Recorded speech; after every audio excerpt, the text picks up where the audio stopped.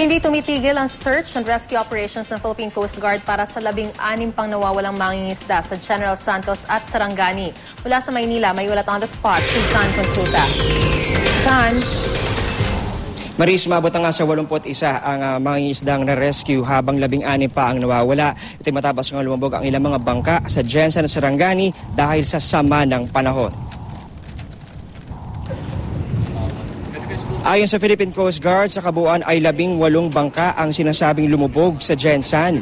Isang Rolando Wata naman na isang mangingisda sa Jensen ang sinasabing nalunod matapos lumubog ang kanyang sinasakyang bangka. Tiniyak ng Coast Guard na sa kabila ng pahirapang sitwasyon sa dagat ay magpapatuloy ang search and rescue operations ng Coast Guard para matagpuan ang mga nawawalang mangingisda.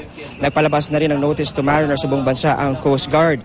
Mahigpit na ipinagbabawal ang paglalayag ng lahat ng uri ng sasakyang pangisda, lalo pat pumasok na sa area of responsibility ang Bagyong Butchoy. Ang instruction ng Coast Guard is for the fishermen not to sail muna. No, huwag munang maglayag, mapanganib yung karagatan. At kung meron mang mga nakalayag na hindi na-monitor, ang advice namin ay doon sa mga Coast Guard detachments to coordinate with their families at alamin kung may paraan para makontak sila para mapabalik sila. Tinututukan na rin Maris ng Coast Guard ang kilos at direksyon ng bagyo para maitaas ang mabala sa iba pang mga sasakyang pandagat sa oras na kailanganin, lalo na sa mga probinsyang maapektuhan ng bagyo.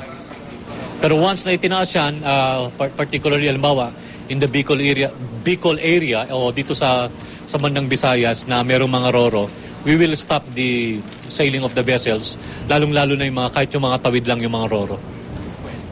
Samantala, Marisa, naka-standby status naman ng rescue operation sa Palawan habang kinukumpirma ng Coast Guard ang report na mayroong mga pasahero na wala umano sa manifest sa lumubog na sea vessel sa Palawan. Sa initial investigasyon, sinasabi raw ng kapitan ng lumubog na sea vessel na si Jose Ramon Castro na ang biglang pagkasira ng kanilang generator ang naging sanhi ng pagkawala ng maneuverability at control ng sea vessel bago sumadsad at tuluyang lumubog. At yan muna pinaka-latest mula pa rin dito sa Coast Guard. Balik sa'yo, Maris. Maraming salamat, John Consulta.